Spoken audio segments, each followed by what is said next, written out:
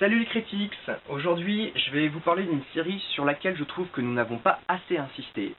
On vous rabâche les oreilles avec Lupano et c'est normal. Il a fait Ma Révérence, mais aussi Le Singe de la Tofoule, L'Homme qui n'aimait pas les armes à feu. Et il a une autre série, un autre bijou à mon sens. C'est L'assassin qu'elle mérite, aux éditions Vent d'Ouest. Donc le 3e tome vient de paraître et j'ai décidé de remettre en avant cette série parce qu'à mon sens, elle ne démérite pas, au contraire, par rapport aux autres. Alors au niveau de l'histoire, on est à Vienne, on est en 1900 et on va suivre l'histoire de deux nobles un peu décadents qui vont faire un pari, celui de transformer un jeune homme en ennemi de la société, en fait l'assassin que mérite la société, d'où le nom de la série. Et ils vont choisir comme ça quelqu'un au hasard.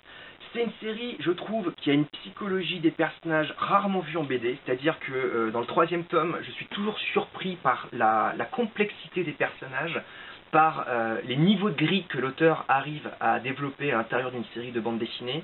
Le 3e tome se passe à Paris avec l'exposition universelle. C'est une période que moi j'adore et que j'ai trouvé qui était hyper bien rendue.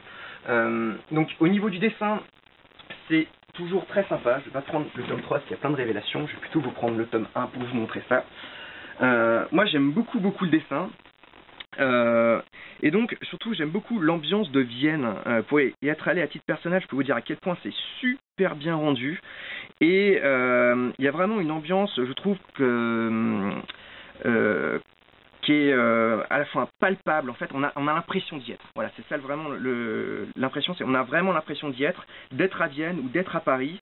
Et c'est un plaisir vraiment de suivre ces personnages, même s'ils font des choses pas toujours très jolies. Donc voilà, je vais pas vous en dire plus, mais cette série, si vous avez fait confiance sur Ma Révérence ou sur L'Homme qui n'est pas les armes à feu, allez jeter un coup d'œil du côté de L'assassin qu'elle mérite, donc de Lupano et Corboz aux éditions Vent d'Ouest. Une série à ne pas rater.